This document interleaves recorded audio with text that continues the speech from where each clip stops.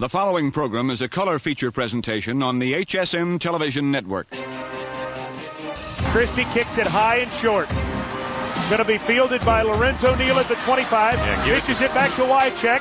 He throws it across the field to Dyson. He's got something. 30, He's got 40, something. 50, He's got it. 40, He's got it. 20, 10. He's got it. End zone. Touchdown Titans. There are no flags on the field. It's a miracle. Tennessee has pulled a miracle. Welcome to Basically a Football Show. Basically a Football Show, week 2 in college football, week 1 in the National Football League. I'm Zach playing Hertz. Along with me is Greg. And Greg, what a competitive opening weekend to the NFL. I think 4 games ultimately decided by 1 point this weekend, so some real great contests. I heard that it was the most one-point games in an opening weekend, I either want to say in history or since like the early or mid-'70s, one of the two. Yeah, let's get into Overreaction Tuesday. Absolutely. Broncos are going to the Super Bowl with Tracy Simeon, or whatever the hell his name is. Trevor Simeon. Right, leads yeah. the Broncos to victory. Broncos were down 17-7 at halftime, and it just seemed like the Panthers were going to be very much in control of this game. Late, though, the Broncos make a quick comeback. They go ahead 21-20. The Panthers get a little help with a penalty. I think it was hands to the face on the Broncos, puts them in position for a potential game-winning field goal. And Graham, sends it wide, and the Panthers lose. The Broncos win. A very tight game. The Broncos did just enough. And I think this is the type of game that you're going to have to see from the Broncos. My overreaction to them is to say, okay, they're going to be good because the defense looked great again. The Simeon kid, I got to be honest, I mean, he was pretty poised. He didn't put up great numbers, and he didn't do anything that would blow your mind. He was poised, I mean, which was the thing I said that would be the issue with him because like we talked about in the preview, the offense really wasn't going to drop off that much with the loss of Peyton Manning, which is a sentence I never thought I'd ever utter in my life. But here we are. My concern was that Trevor Simeon would get in there and he wouldn't have the wherewithal to keep his head together under tight circumstances, but he seemed to do okay with that. It was just a good, hard-hitting football game by a couple of good defenses. This is one where I'm not going to overreact either way. I'm still not sure the Broncos are going to be good, and I'm not at all worried about the Panthers. I'm not worried about the Panthers. I think what you saw from the Broncos is kind of what I expected to see from the Broncos. That really good defense, and if the offense can just get enough, then the Broncos are going to be able to win games because of how good that defense can play.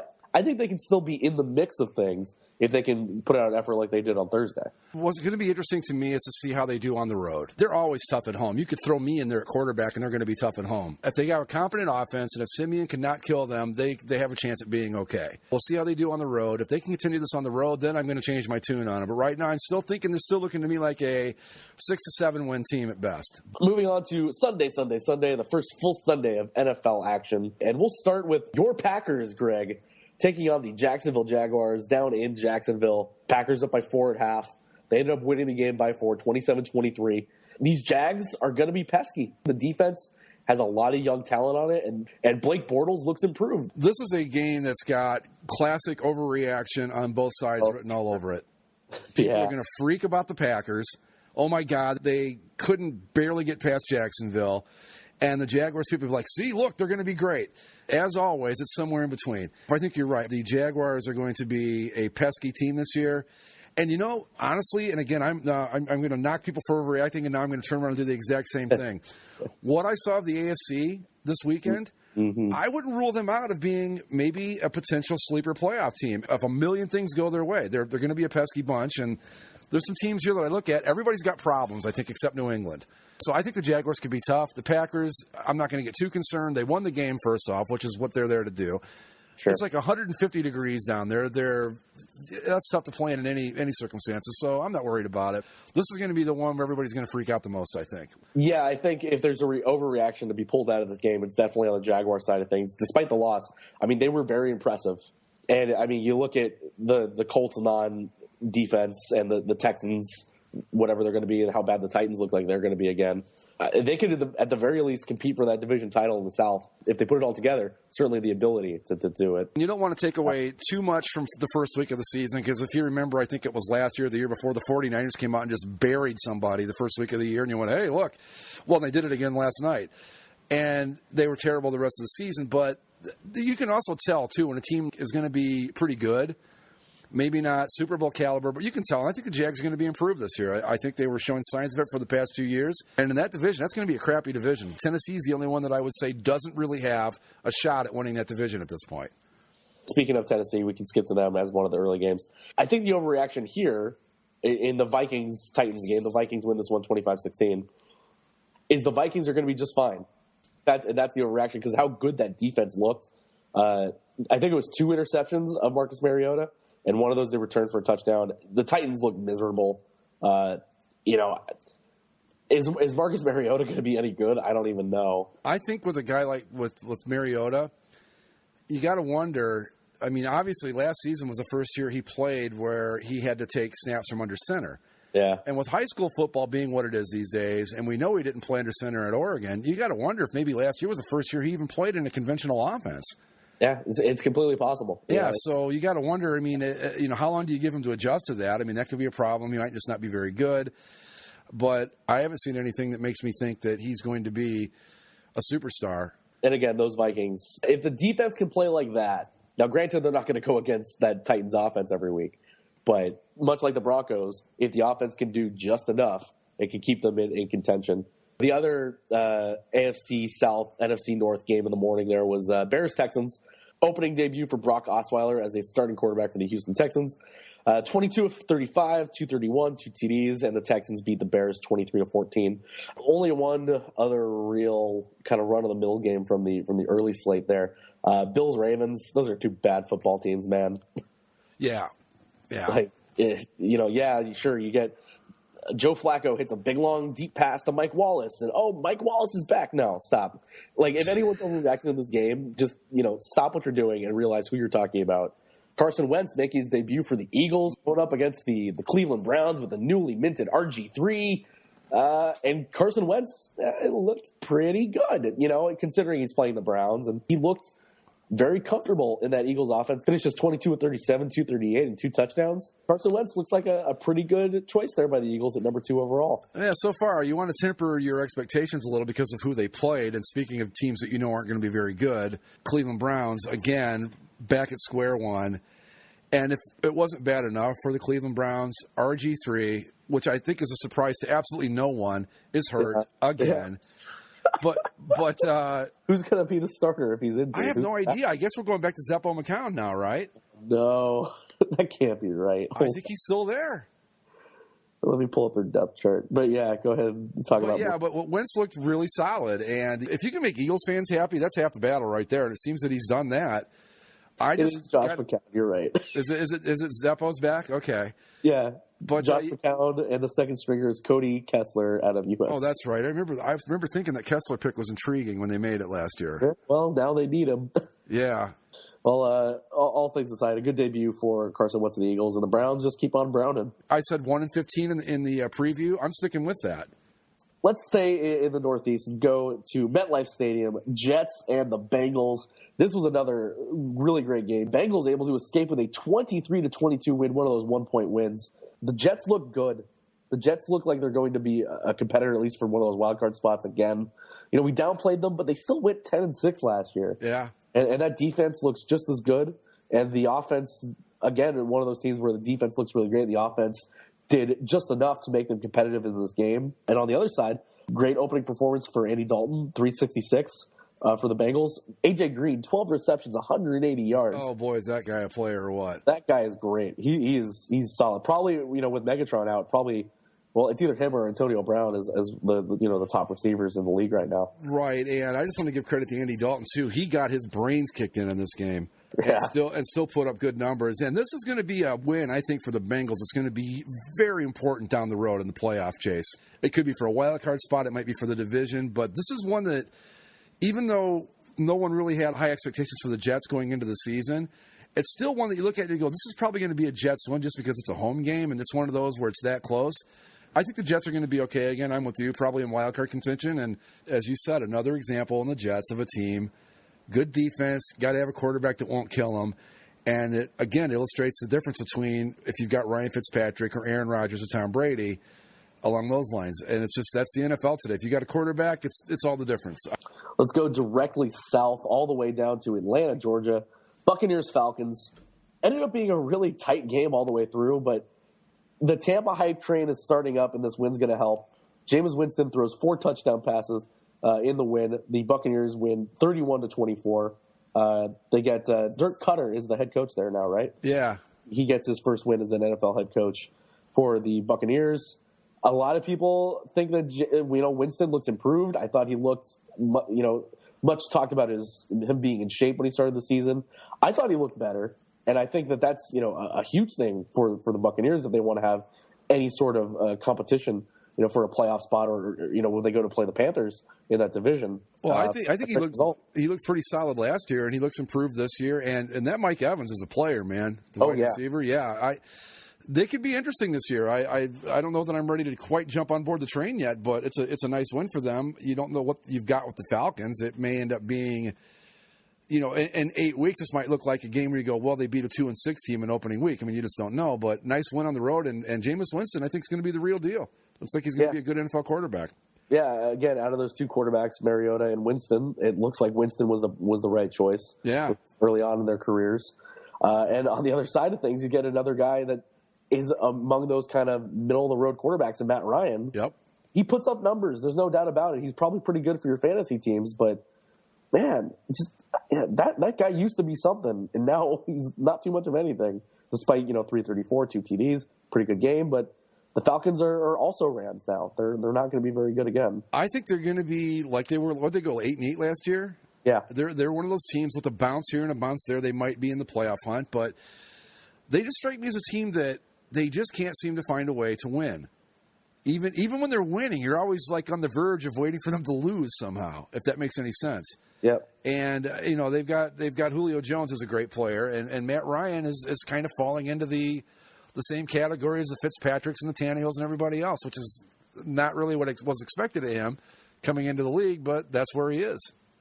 But I know the Buccaneers, they're going to be tough, I think. I think so too. Staying in the NFC South, the New Orleans Saints were hosting the Raiders, and oh man, early on, it looked like the Saints were going to run away with this thing. It looked like the Saints were going to make some sort of statement here on opening day. We were all going to overreact and say, oh, man, the Raiders aren't very good. The Saints are going to be really good. Drew Brees is back into form. And this was one of those games that I kind of slipped away from.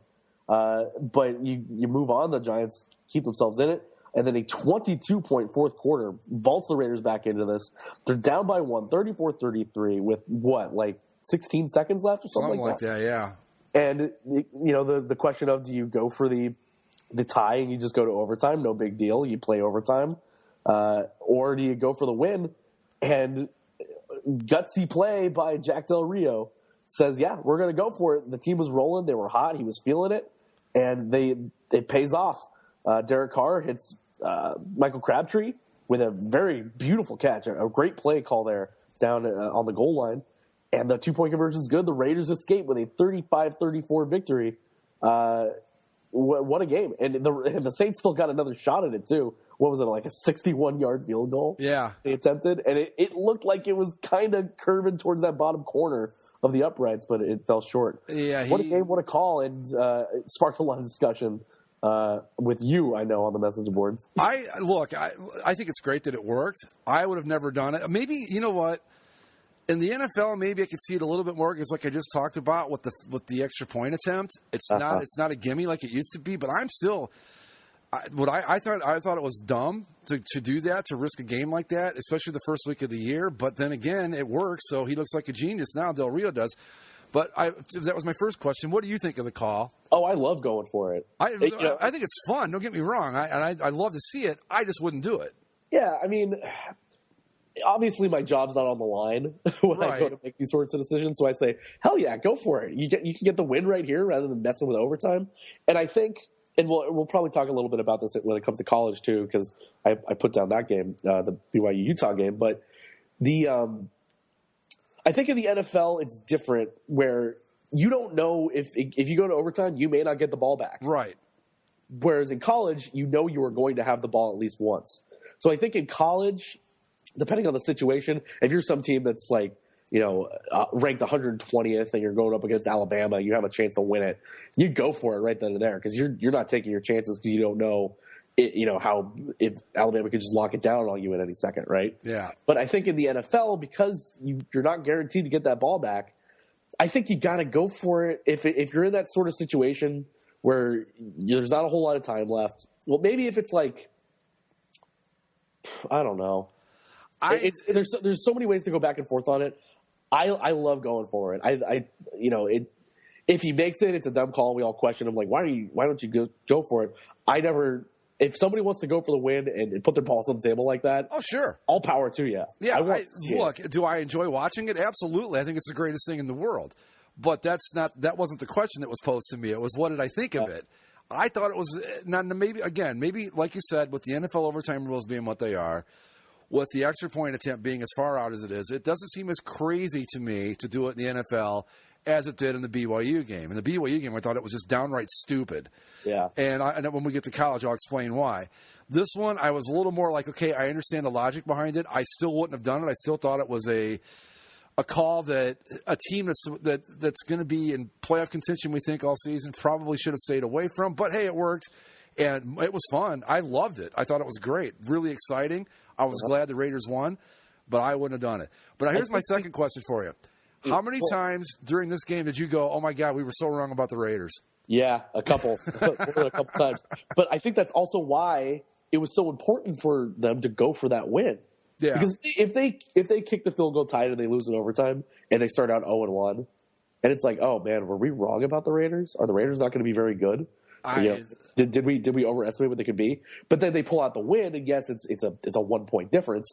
But they win, and you say, oh, well, they had a tough game there on the road. They pulled it out. Now they're still on track to be a team that can compete for things down the road. Whereas if you lose that game, it's a whole different narrative being talked about you today, rather than you being 1-0 and you're riding high off a gutsy call late. Well, this is another game that's probably going to play big in the tiebreakers down the road because, again, it's a game. It's an out-of-conference game, so it's not really important. I mean, they're all important, but this one could make a difference in, say, a home field or even a playoff berth down the road. So it was an important one for them to get. But my thing was, it was like, I don't want to be wrong about them because I like them.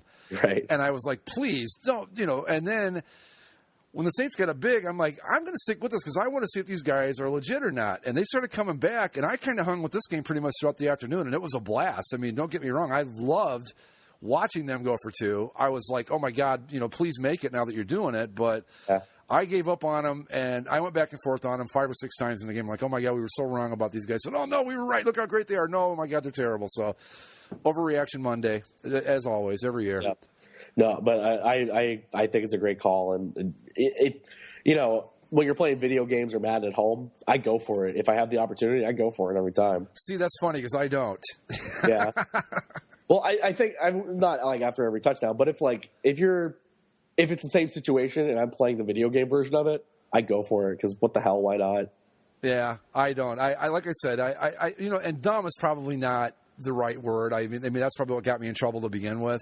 Yeah. It's I would say more like I would have played the higher percentage is the way I should have said it. Saying it was dumb, I mean, I don't know that it was. I think at BYU it was dumb. I'll say that. But in this case, it was just I would have played the higher percentage, which to me would have been going to overtime. But I think also it has something to do with how the Raiders were coming back. Now, if say the script is flipped and the Raiders were up big and the Saints push back on them and they get it close, and then the Saints were to go back ahead. Then the Raiders score a touchdown after being up big, losing the lead, and having to come back. Then you say, "Oh man, we're lucky to have this chance. just kick it and go to overtime." Yeah. Whereas here, you're riding all that momentum. Everything is going your way right now. You say, "The hell, why not? Let's try it. Let's see what we can get here." And obviously, I think the other thing that helps is they obviously had a play in mind and they executed it perfectly. To get the conversion and get the win. So yeah, it was an awesome game. That's that much I will say. And like I said, I might not agree with the call, but I wish it was a rule that they had to do this because the excitement's great. I love it. Yeah.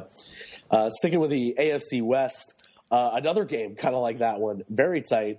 The team that you didn't expect to be up big was up big at halftime, and this was a game again that I had gone away from. Chargers and the Chiefs. The Chargers are up 21-3 at halftime. Yeah. Chargers are up 24-3 early in the third quarter, and it's like, man, where did these Chargers come from? They look like they have something to play for, like they're trying to prove something, and the Chiefs just look flat in this home opener. And then they just kind of slowly start getting back into things. And Alex Smith is managing the game pretty well. They get rolling. They tie the game late. They don't go for the 2-point conversion. They kick it. They go to overtime, and Chiefs get the ball first, score on their first touchdown drive, and they pull this one out of the fire, 33-27. Important for the Chiefs because this is another thing where if they go down 0-1, on the season, and if the Chargers are up 1-0, it's a very different narrative this morning. We're thinking, oh man, are the Chiefs going to be any good? But now things are still on track for them to be what people think they can be. Well, you talk about giving up on a team and going, boy, was I wrong about these guys. These are the two games that I watched all day on Sunday, were the Raiders, Saints, and Chiefs Chargers. And in both cases, I stayed with it because I thought, I want to see if these guys can come back.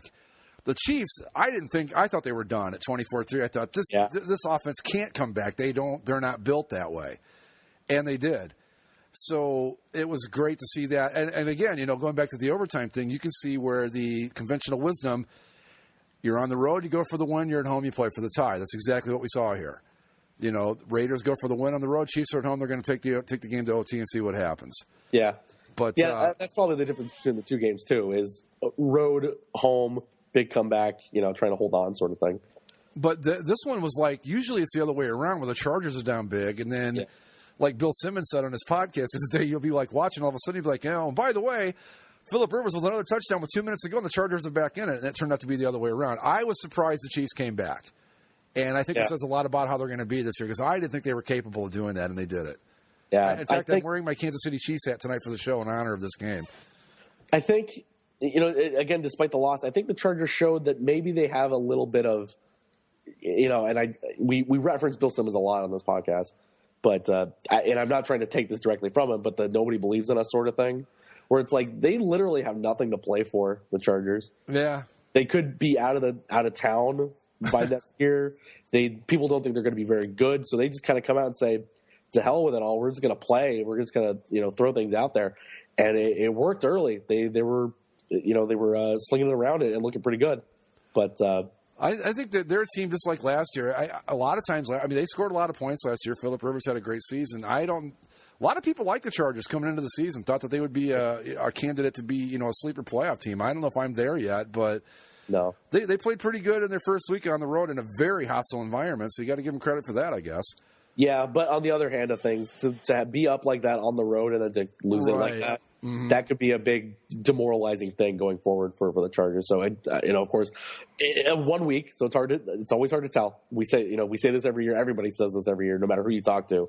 Everyone jokes about Overreaction Monday. Everyone says, "Oh no, you got to hold back," but we all do it. Oh yeah, that's part of the fun, right? Yeah. With the Chiefs, didn't they start 1-5 last year? Yeah. So right off like 11 in a row. Yeah, something like that. But it was a great game though. Wow, that and the Raiders Saints were just two really fun games to watch because I didn't expect it out of either one. Mm-hmm. I'm on board with our Raiders now. I think they're gonna be good. Yeah. I like the Raiders too. I think now that they got that kind of jittery one out of the way, I think they're gonna be okay. Raiders Chiefs, man, old AFL, like the good old days back when I was 2 years old. Okay. On to the afternoon games, and we'll get the real stinker out of the way first. Dolphins Seahawks. Jeez. I don't think I watched more than 5 seconds of this game. I think I flipped over it just to see what the score was and then went away. Just garbage. Neither team scored a touchdown until the fourth quarter. The Seahawks didn't score their touchdown until 4 seconds left in the game to go ahead 12-10 and take this one. What does this say? I mean, I again, now, we're in overreaction week here, but I don't know what this says about the Seahawks. They had such a tough time with a Dolphins team at home. Honestly, I don't know if this game tells you anything about either team. Yeah. It's it's neither of them played very well. There's not a whole lot positive to take away from it, but I don't think it's something where you can say, oh, they're not good. They can only score 12 against the Dolphins, but it's like, well, they only allowed 10. Yeah. So what do you want to do with it? I don't even know. That's what I mean. I mean, does it say anything at all? Is it just one of those fluky, weird opening week games where neither team was really ready yet? That seems probably the most likely scenario. It was like an extended preseason game. Yeah. So I don't know what else to take about this. The Seahawks are supposed to win at home. It would have been huge if the Dolphins could have pulled that one off. Yeah. But ultimately, the team that is supposed to win wins, and it's not in pretty fashion, so it's kind of a garbage game all around. The Again, and then the other two afternoon games, one of them looked like a blowout early, and that was going to be Lions Colts. Another one of these games where the Colts were down pretty big at one point, and they looked like garbage. They looked exactly how like all the worst fears about that team could look. But Andrew Luck, like he's done many a time in his career, sparks a second half comeback, and the Colts go ahead late in this one with like 35 seconds left.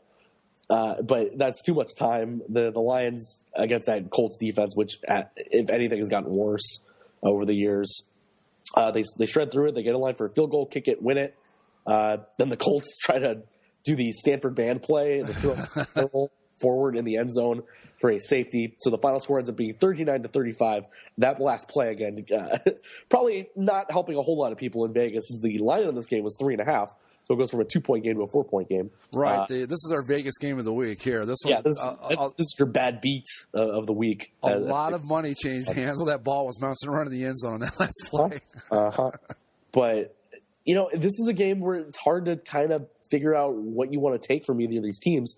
I think the overreaction, of course, is, the Lions, that offense looks great. They're going to be able to compete. They can score a whole bunch of points. And the Colts, the defense is still garbage, and that team's not going to be very good.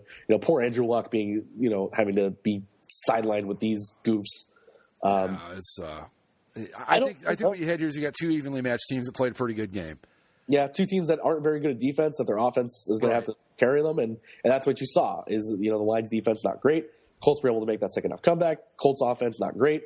The Lions, despite losing, Megatron and a couple other receivers, they added a couple piece receivers, and they look pretty decent, at least offensively. I don't know what to take out of this one either. But I think, we'll solidify it a little bit when we get to Monday. But something that you had said to me when we were talking about the Rams coming in, you said as soon as the season starts, you're going to forget that the Colts even exist, and you're going to be a Rams fan. I was like, no, I put a lot of time and effort into these Colts. I still like them. I was sitting here,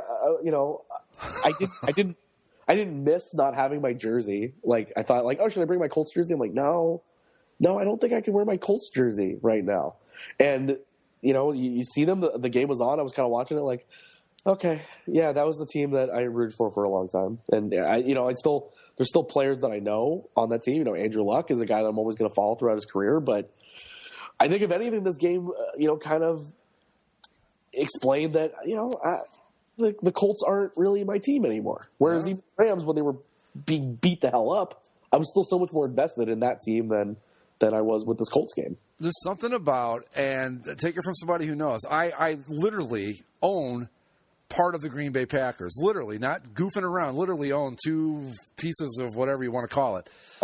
And as much as in the Browns, my original Cleveland Browns moved, gone. Don't exist. And even with all that, and as terrible as they've been since 1999, I can't quit them. There's just something about that hometown team that makes a huge difference. Mm-hmm. And so that's why I thought, you can talk about the Colts all you want. When those Rams show up, it's done. You're done. That's it, because that's your team. Those are your hometown guys. Yeah, I mean, when the game was coming up last week, I opened like the merchandise shop at least 3 times over the previous week. Like, oh man, I need a hat. I need to commit to this. And then once I bought the hat and I put it on, I was like, you know what? This is right. This is my team now, the Los Angeles Rams. And as much as I love the Colts, I still have the jerseys. Peyton Manning's still going to be my favorite player of all time. Thanks for the memories, Colts. Well, the thing, and they'll still be around as like a secondary team that I can watch on occasion. And that's what's the thing with me with the Browns. I mean, I the Packers are my number one team, and what made me realize that was when they played a year or two ago. Yeah, and there was no I want the Browns to win. I was like, I want to kill them. And I thought, okay, I've made the complete switch. But the Browns as much as I don't want them to be, they're my number 2 team, and they're never going to go away, even though they're not the real Browns. Well, and I think, too, when it comes to the Browns and Rams discussion, had the Baltimore Ravens were failing in Baltimore, and they were going to move back to Cleveland. Oh, yeah. You got your team back. Absolutely. You would drop everything you had. Absolutely. Even as much money as you owned in the Packers, you would put it all on a shelf. Oh, absolutely. Say, these are the Cleveland Browns again. If my Cleveland Browns came back from Baltimore, all bets are off. That's it. Absolutely. I think that's the key difference here. But another thing, too, that I don't think you've really thought about is that the Los Angeles Rams, even though it doesn't seem like it's you because they weren't in your lifetime, that's a historical team. Sure. This is technically their 50th season in Los Angeles. This is right. This is the way it's supposed to be. They've always been the Los Angeles Rams. So, yeah, you've got not only a team coming to your hometown, but it's a legacy team that was there before. So that's how I knew it was like, he's going to forget it. It's over. And, yeah. And I just wish they would have played better for you in their first game. Jeez, man. We can get to that. Let's finish up Sunday first. But, yeah, Colts-Lions, entertaining game. But not the cleanest. I think when 2 6-10 teams play, you hope it's like this, not 12-10 like the Dolphins-Seahawks. Not that they're going to be 6-10, but you know what I'm saying. This is what you'd rather see. The other game of the afternoon, Giants-Cowboys, always the most talked about game of the year. This was a great game, but it didn't seem like either of these teams wanted to separate themselves from the other one. It's always like that with these two. Yeah, I think. Yeah, it's not like one team was playing that much. Both teams were playing really hard. It was just like when a team had an opportunity to break away, they didn't, and when a team had the opportunity to come back, they did. Dak Prescott looked pretty good in his rookie opener. The Giants' offense looked improved. Both defenses looked pretty stellar, and the Giants come out of this with a 20-19 win because rookie receivers, listen, get out of bounds, man. Oh, my goodness. Get out of bounds. What are you doing, Terrence Williams? Oh, my goodness, yeah. Oh, yeah. You see the replays and you see Des Bryant, as soon as the guy catches it, he's like, go out of bounds. And you listen to the interviews after the game, he said, well, I was going to cut inside because I thought it had an angle to get back outside and get a few more yards. Oh. But he didn't. He got tackled, and the clock got out. Sorry. Sorry, Cowboys. Yeah, it was. You got to do that. And young player, what are you going to say? But sometimes, I don't know, maybe they just get caught up in the moment. I don't know. But sometimes I see plays, and there was one in college, too, where a guy dropped the ball before he went into the end zone on a touchdown. I forget what game it was. Yeah. And I'm like, how the hell does that happen? But you're right. Most talked about game. And this is another one. I don't know what to take away from this yet. I'm not sure where we are. Yeah, I think the overreaction to be held out of this is, hey, the Giants are actually going to be pretty good. Maybe they can win the division. And whereas the Cowboys, they looked more competitive than they did last year without Romo. With Dak Prescott in there, right? But they just still didn't have that extra oomph that maybe Romo would give them. Right. Dak Prescott's not bad. He's going to make them competitive. He's going to keep them in games. I think he makes the smart play, and he brings a different sort of aspect when he can run the ball and do the option and that sort of thing. But they just didn't have that extra bit. Whereas the Giants, Eli Manning is still pretty good. Although Beckham's there, they got a Victor Cruz looked like he was back in form. He caught a touchdown pass. I was going to say Victor Cruz back for what, first time in 2 years, I think it's been? Yeah. And so it looks like the Giants, wide receiver core, they're going to be able to throw the ball a little bit. And then the defense looked pretty good. And Jason Pierre-Paul with that dumb missing finger glove on his head. Do you see the pictures of that? No, but I just think, again, I talked about like players doing dumb things, and then you bring up that, and it's like, that was a really dumb thing. Yeah. Not on the field, but dumb nonetheless. Yeah, I don't know. I want to say that this is good for the Giants and that they looked pretty good, but for it to be as close as it was, maybe it's just a product of who they were playing and how the game went, rather than the Giants are pretty good and the Cowboys aren't going to be. So right. We could have been watching a game between 2 5-11 teams or 2 9-7s. I really don't know at this point with either one of them. And it's kind of hard to take anything away because they were so evenly matched. You don't know if they're both good, both average, or both terrible. But whatever the case is, I think they're both pretty equal talent-wise. Yep. Whatever they're going to be. Yeah. So the Giants 1-0, Cowboys 0-1. Move on to Sunday Night Football. Patriots, Cardinals, new Carrie Fisher song, or Carrie Underwood song. Mike Fisher's her husband. Carrie Fisher would have been a better tune, I think, but that's just me. What did you think of the opening? Because we got over it a little bit, when it was kind of the generic version that we had heard. I didn't see it. I can't say. You didn't? No, I didn't see it. I wasn't a fan. The old one was better to me, and maybe I don't like change, but no, I just think this one's kind of it's trying too hard to be something that it's not. Well, we talked about it on basically a sports show. I don't like sports opens with lyrics. Yeah. Give me ESPN's Hockey Night or whatever they call it. It's not Hockey Night in Canada because that would be a completely different network, different show. But give me that, or give me the Monday Night Football theme, Fox Football. I don't want people singing. Yeah. That's for Dancing with the Stars or whatever. Yeah, I think with the way that it is, the actual Sunday night, like the in-game Sunday night song. Yeah. Is great. Oh, it's a great one. The opening thing with Carrie Underwood is, or at least the old one, I could tolerate it. I kind of liked it a little bit. This one was not so good. But to the game on the field itself, the Patriots are going to be just fine without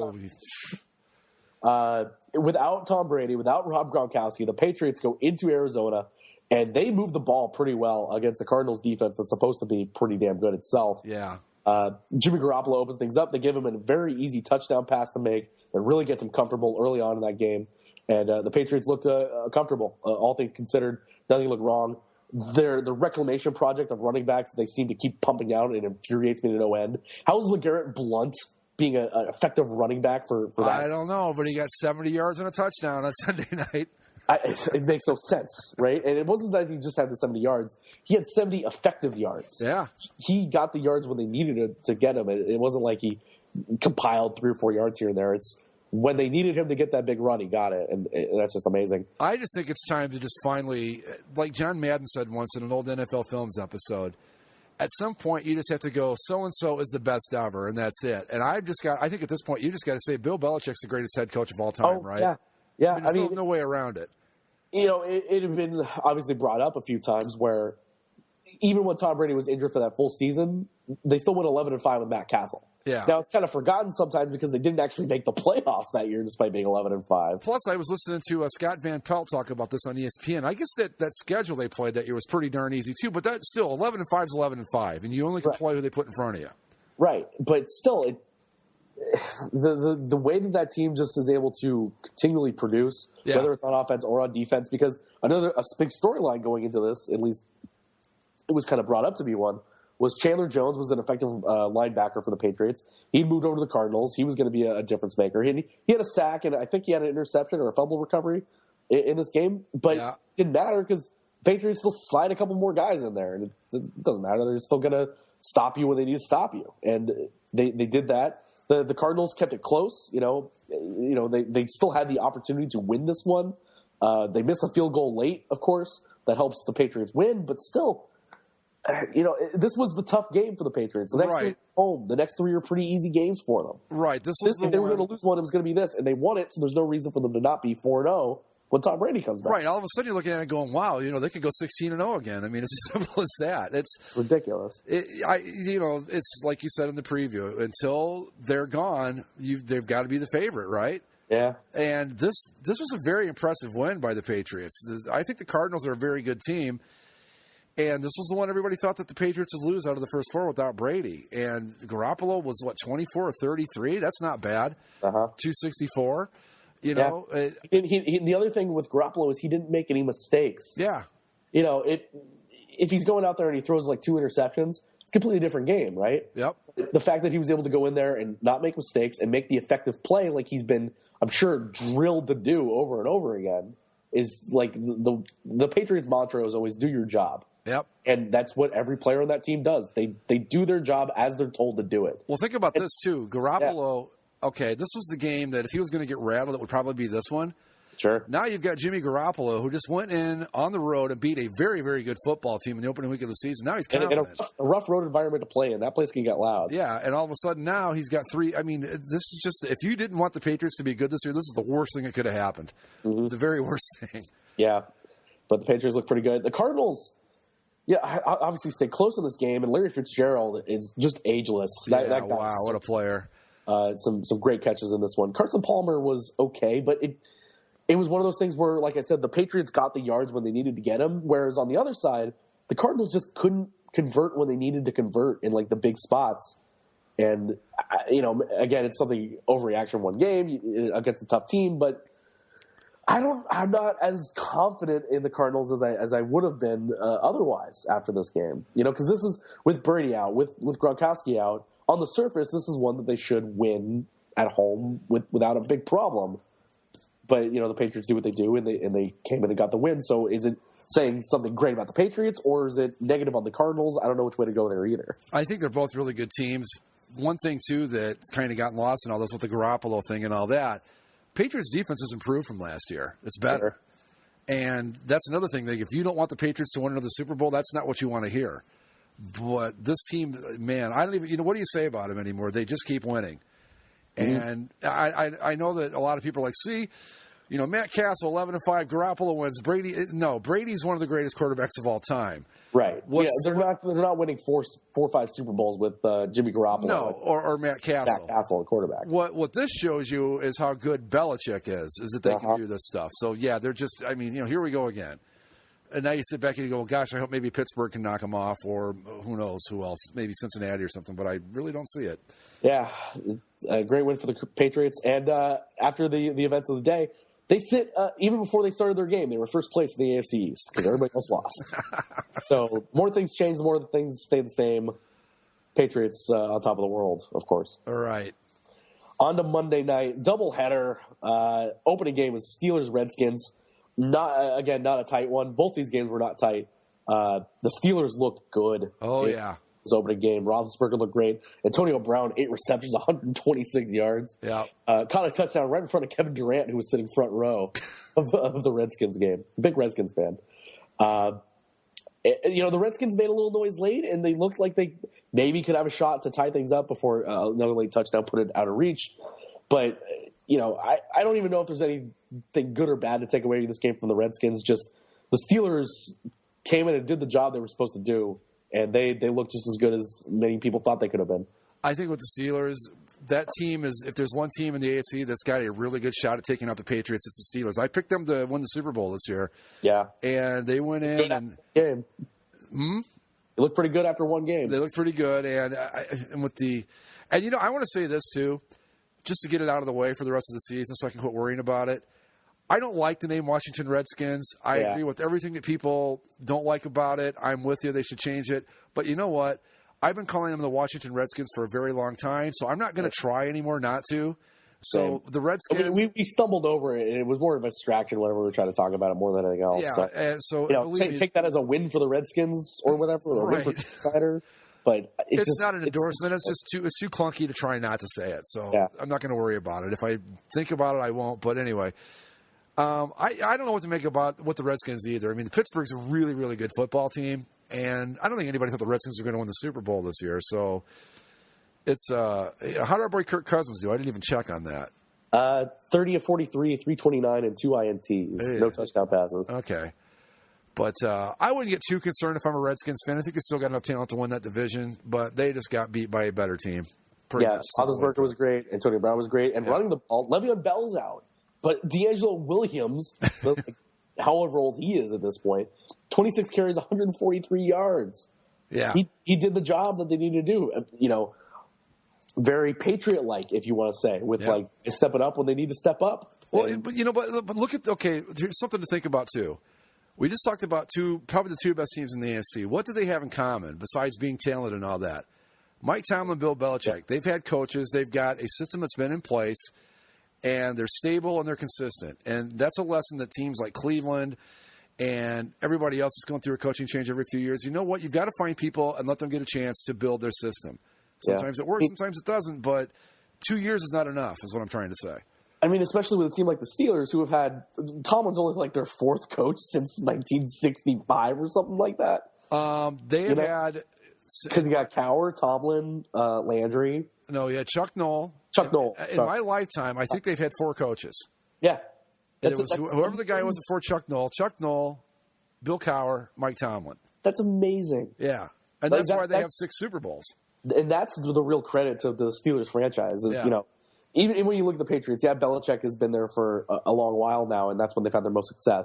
But they went through a couple of years where they were trying to figure out who's who. They went through the Pete Carroll years, the Parcells years before that, and then a whole mess of other guys.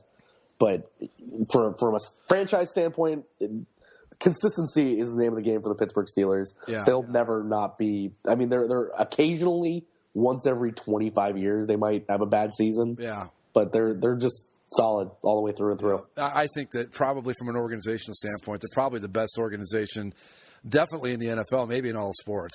In terms of the whole history of the league, different teams have their different moments of the sun, whether it's the Patriots right now or the 49ers in the 80s or the Cowboys in the 90s. But the Steelers are always just the Steelers. And the other thing about the Steelers, and another thing that annoys me to no end, you see how many terrible towels were in that Ford Bowl that game last night. Yeah, they're if you're a front runner, they're a great team. I mean, they've got a lot of bandwagon fans. Oh yeah, that's for sure. That's what 6 Super Bowls will do for you. Yeah. The last game on the slate of the opening weekend happened to be the absolute worst game, and that's not just coming from a fan of one of the teams. This was such a garbage football game. Oh man. The Rams, their return to the spotlight. It finally, as I put it on Facebook, it was finally real. It wasn't preseason. It wasn't practices. No more lies or rumors or failed expansions or broken promises, stadium drawings. None of that garbage. Regular season Los Angeles Rams football.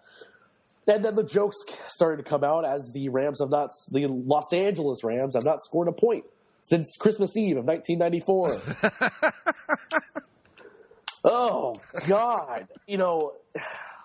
Is Jared Goff really this bad that he couldn't have started over Case Keenum? I think, honestly, if it were my call to make right now, the guy I'm putting under center for the Rams is Sean Mannion. Yeah. The fact that they didn't even give him a shot last night was... That drove me nuts. Yeah, it's like you look like garbage. The offense, you can't throw. They're stacking 8 guys in the box, and they're not letting Todd Gurley do anything because you can't complete a 5-yard pass. Look, none of this game was good, but the Rams were just brutal to watch. Brutal. And they were brutal to watch offensively. And defensively, Blaine Gabbert tore up the Rams' defense. Blaine Gabbert. Yeah. And the defense is supposed to be the best thing about this team. Well, now, after week 1, the best player on the Los Angeles Rams is Johnny Hecker, the punter.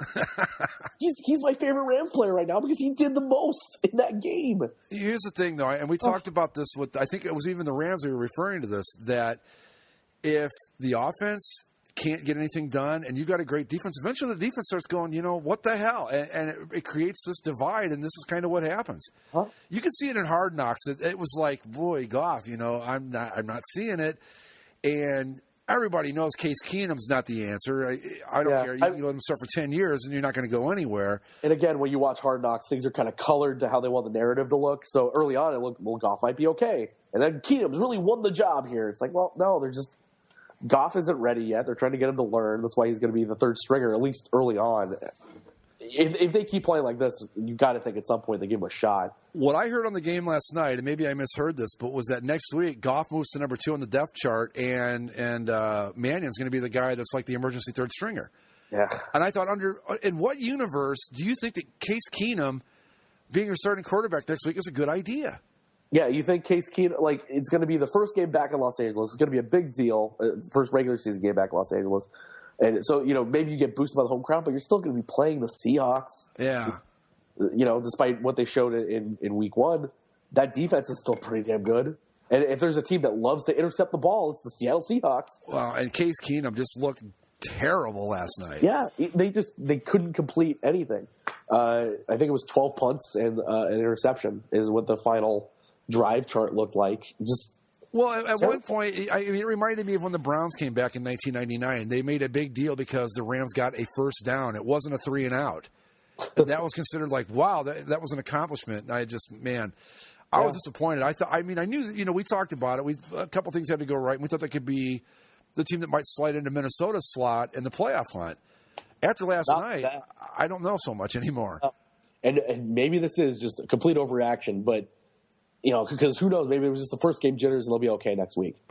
Nothing in that game gave me any sort of hope that that's actually the case. They look terrible, and the Rams, or the 49ers, who, it's not like they looked like world beaters either. Like they were pretty bad equally too. Yeah.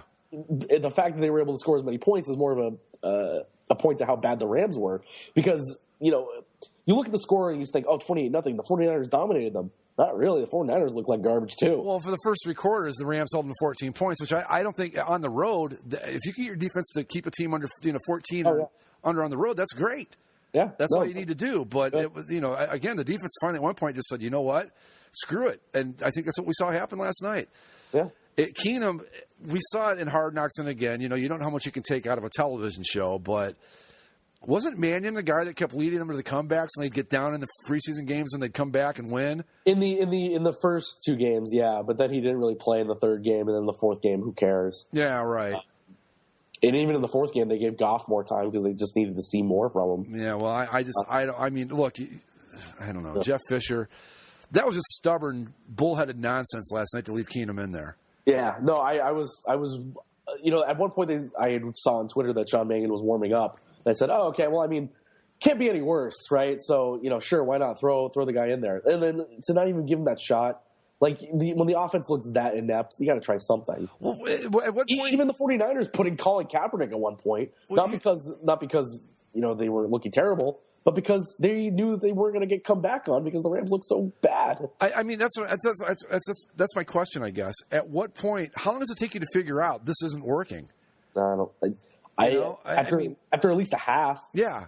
And it's only 14-0. So you say, okay, if we can get something going here early in the quarter, and then there wasn't anything there to work with offensively for the Rams. This could be our worst overreaction of the bunch, but boy, what I saw last night wasn't promising at all. The thing to take out of this for me as a Rams fan is it can't possibly get any worse than that, right?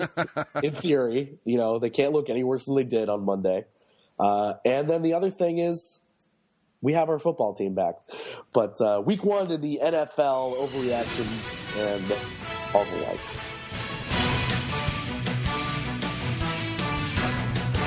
Move on from a great week 1 in the NFL to a fine week 2 in college. Clemson only beating Troy 30-24.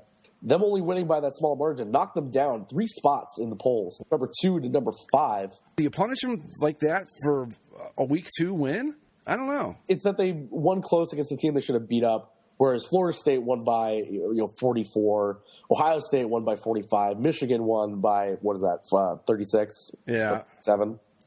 I don't know.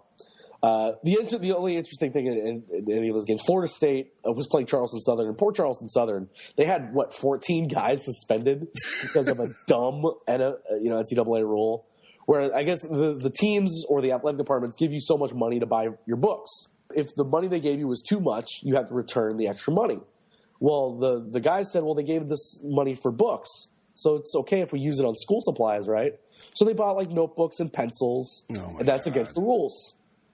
The money is for books, not for school supplies. It is for books. Well, here's a question, okay, because they're not allowed to work. Where are they supposed to get the money to buy the notebooks and stuff? That was my thought. So they've really got to do something about this because it's just some stupid stuff. It's not like Charleston Southern was in good shape. I mean, really, losing 14. They were going to lose anyway. Right. It's just like the last thing they need is lose 14 guys going into that game. Yeah, I think their head coach was also suspended. Something like that, or an assistant coach. I don't know. Anything interesting for the Ohio State game? They looked bad early, but put it together. Well, not bad, I shouldn't say. They had a little bit of trouble getting the offense rolling, but once it did, it did. And a couple TD, I think two interception returns for touchdown, maybe one, I don't know. But, Tulsa's not terrible, and the Buckeyes had a little bit of a slow start, but everything worked out fine. Yeah. That's about it. Michigan blocked UCF's first 3 or 4 kick attempts, whether they were punts or field goals. Really? Yeah, it shut them out 21-0 in the first quarter. And went on to win easily. So good win there for the Wolverines. Maybe the Wolverines are going to be good this year. We'll have to see. Yeah, look pretty decent. Houston with a 42-0 shutout over Lamar. Pretty good there. Washington keeps doing what it's supposed to do. It beat the hell out of Idaho, which, we're kind of down on Washington, but the teams that they're supposed to beat the hell out of, they're beating the hell out of. Maybe they're not bad. Could they be legit? Number 9, Georgia. They escaped from Nicholls State. A bad game overall for the Dogs. Jeez. 20 carries, 80 yards only. They had to escape that one. As Nicholls State made a push there late. It almost came back there. Wow, Georgia. Come on now. Georgia's looking kind of weak. Yeah, well, that was the big question. Now that Mark Richt's finally gone, what we're going to get. And maybe they're just not that good. Wisconsin doing, again, what it needs to do. Big win over Akron, 54-10. The surprising top 10 team, Wisconsin, of course. Yeah. Texas beat up on UTEP 41-7. Big game for them. Louisville beat the hell out of Syracuse 62-28 on Friday. Lamar Jackson, the quarterback for Louisville, in 57 minutes of playing time this season over 2 games, he has scored 13 touchdowns. Wow. 13 touchdowns in less than a full game of action. He's the one that Petrino pulled. He had, 400 yards passing and a $199 running. Yeah. And I don't know if maybe Petrino just didn't, because they were asking, like, why would you sit him down? And I thought, well, because Bobby Petrino's a jackass, first off. But I wonder if he just didn't know. Or if it was, I don't know. But I think, at that point, you let the kid in and let him get his 200 yards on the ground, too, right? Yeah. I don't know. Who knows? Yeah, I don't know. So Louisville, they move up 3 spots to number 10, making their game against Florida State this week a top 10 matchup. Hey, there we go. In Louisville. So College Game Day is going to go to Louisville for the first time ever. Really? That's in all the years? Yeah, first time they've gone to Louisville. Kind of a strange thing. Yeah, you would think they'd been there before, but, well, they only get to go, 12 weeks a year, so I guess it's not that crazy to think they've never been there. 12 or 13 weeks, something like that. Oklahoma with a big win over Louisiana Monroe. Anybody that had TCU winning the Big 12, you might want to pump your brakes. Arkansas, the Razorbacks, in double overtime, knock off the Horned Frogs in Fort Worth, 41-38. Ugh, TCU. Goodness. Well, play some defense, Big 12, something. You know what? We talked about it in the preview. If you're not going to play any defense, every team's in it. Every time you play. I don't care who they are. I think we saw it with, who was it the first week of the season? When some terrible team scored 40 points against someone. Yeah, I don't remember. I don't remember either, but yeah, that's what you run into. Maybe Arkansas's not bad this year. No, Arkansas, they move up into the rankings at 24. TCU falls out. They were at 15. They fall all the way out of the rankings. Let's see. Iowa beats the hell out of Iowa State. The rivalry that's never really that good of a game. Yeah. That's a rivalry just because they both play in the same state, but goodness. Pretty much. I think to be a real rivalry, it has to be competitive, right? Yeah, I mean, Iowa State knocks them off once every 5 years, maybe. If that. Yeah. So 16 Iowa, they win. Number 17 Tennessee and Virginia Tech played in front of 156,000 people at Bristol Motor Speedway. That was wild. It was fun to watch on TV, but when they showed the angles from the stands, that must have been a miserable game to watch in person. I think that's one you just go just so you can say you were there when they did it. I'm sure the tailgating was great. Yeah. Yeah. But, yeah, I mean, that's a racetrack. It's designed to watch race cars go around, I think it's a half-mile track maybe. I don't know. But if you've ever been to a NASCAR race or any racetrack, really, it's got a half-mile track. You stick a football field in the middle. That's a very small part of the whole infield. So not a great place to watch, but cool event nonetheless. Yeah, and if you saw the thing that was kind of scary is they have that Jumbotron hanging over the middle of the infield. Yeah, I saw that. I thought that was just a temporary thing for that game. That is a permanent fixture now at that racetrack. Really? They're going to have that Jumbotron there during regular NASCAR races. I didn't know. I thought it was just a temporary thing for the game, too. Yeah. No, wow. From the guy that I know that's plugged into the racing community, he said it's a permanent thing there at Bristol now. So wow. They've got some, NASCAR's got some really cool video screens at their racetracks. Like the one at Daytona was amazing. Yeah. And I guess the one at Charlotte's, 500 feet long or something. But anyway. Yeah. Tennessee with the big win over Virginia Tech, 45-20. It was a fun game in the first half, but then it kind of got away from the Hokies. Yeah, 24-point second quarter for the Vols. Good for Tennessee to win in that environment. Notre Dame beats up in Nevada. Mike Tirico's first ever game in South Bend. He's now the home announcer for Notre Dame on NBC because he has nowhere else to go. Was that really his first game ever there? Yeah, because all the Notre Dame home games were never on ESPN. Oh, okay. Well, right? Yeah, that would make sense. Yeah. Had their own contract. Yeah. Ole Miss beats up on Wofford. A&M beats up on Prairie View. Yeah. LSU beats on Jacksonville State. And then we get to number 22 and Oklahoma State. Whoops. Well, here's the thing. Oklahoma State technically won this football game. Technically. But a misapplication of the rules by the officials, Oklahoma State got called for an intentional grounding as the zeros went on the clock. It was 4th down, too. So it was turnover on downs. And they misapplied it because the game's supposed to end if it's not a defensive penalty. Right. Well, it wasn't a defensive penalty. When they switched over, technically it was a defense. The Oklahoma State was going to be on defense, so maybe that's where they got tripped up. I don't know. I don't know because even so, that's still it's an offensive penalty when it takes place. Yeah. It's simple as that. There's no other way to look at it. But here's the thing. Okay, yes, the officials screwed up. But here's my question.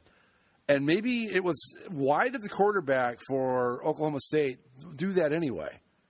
They were just trying to kill time. Right, but there are better ways to do it than that. I mean, again, I don't think anybody thought that, like, well, we'll do this. Because really, I was thinking it was a dumb play, but now that I think about it, with the rules being what they are, they knew that even if they got called for the penalty, nothing was going to happen because the rules are that a game can end on an offensive penalty. Right. I don't know, but the officials were suspended. I know that for next week. So with the extra play Central Michigan was granted, they drew up a brilliant little Hail Mary play because they knew that where they were on the field, their quarterback was not going to be able to arm it out all the way to the end zone.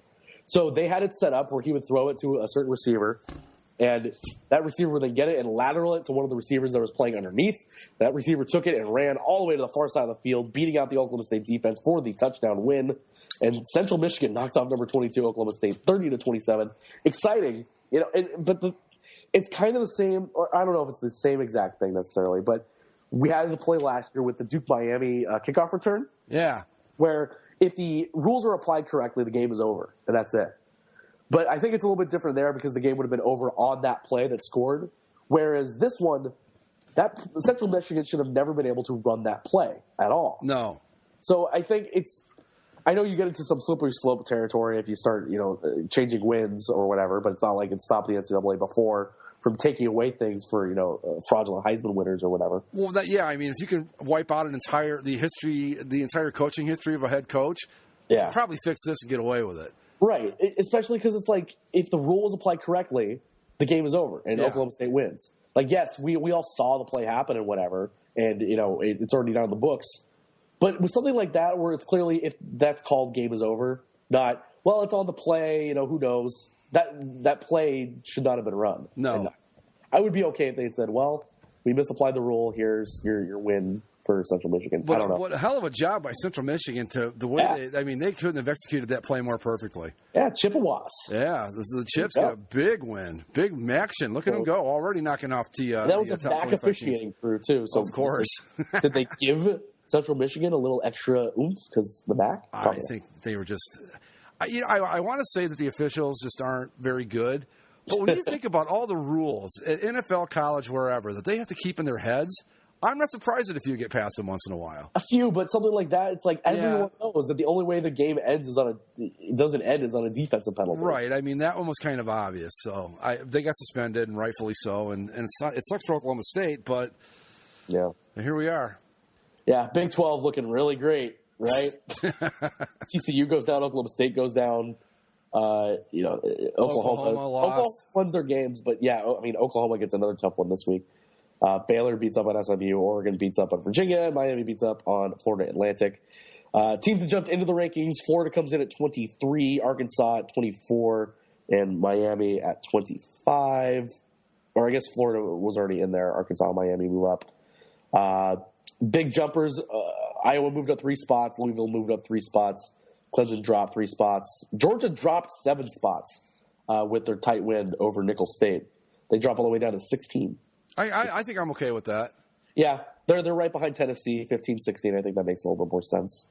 Top 10, Alabama, Florida State, Ohio State, Michigan, Clemson, Houston, Stanford, Washington, Wisconsin, and Louisville. I'm not so sure Wisconsin belongs in that group, but okay.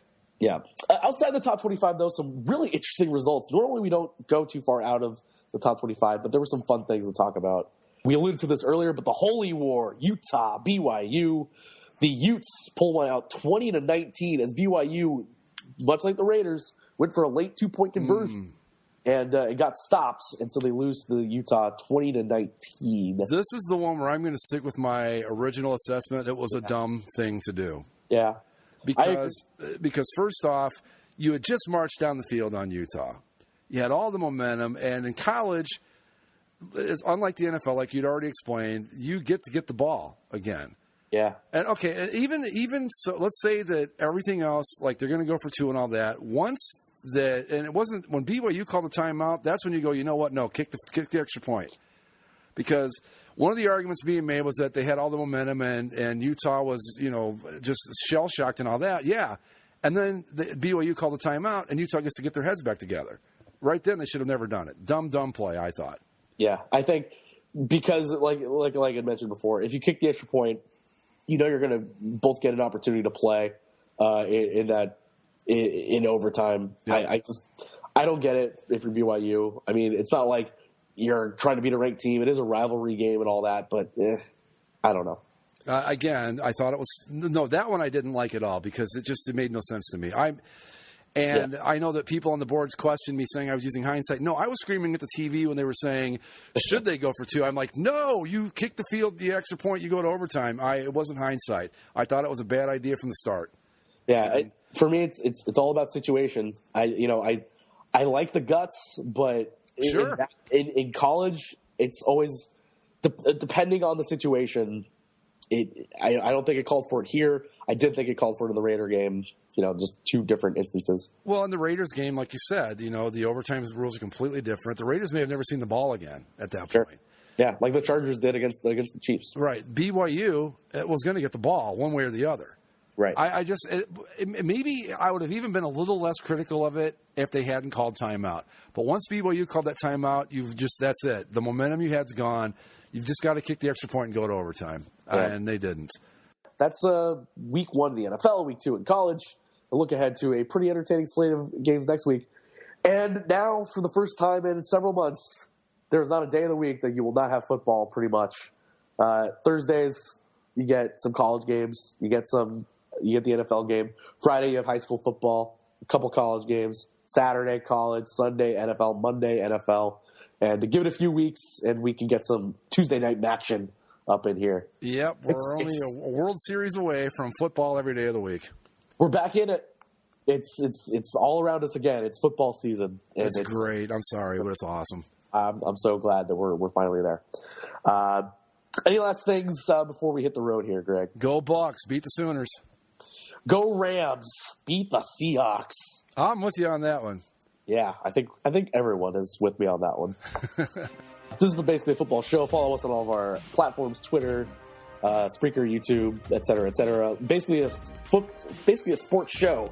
Back this week. We'll record that tomorrow. Should be a fun one. Speaking of which, it's our 4-year anniversary with basically a sports show. It is. Yeah. It is. We should get a retrospective show. Go back and listen to all the old ones. I thought about that, but there's 200 and some of them to go through, and I talk about labor intensive. Yeah, I know. Trust me. It's people smarter than us would have been logging those shows, keeping track of everything, but you know what? Too late now. Yep. All right. Anyway, follow everything. Go Pack. Go Bucks. Go Rams. And we'll talk to you next week on basically a football show.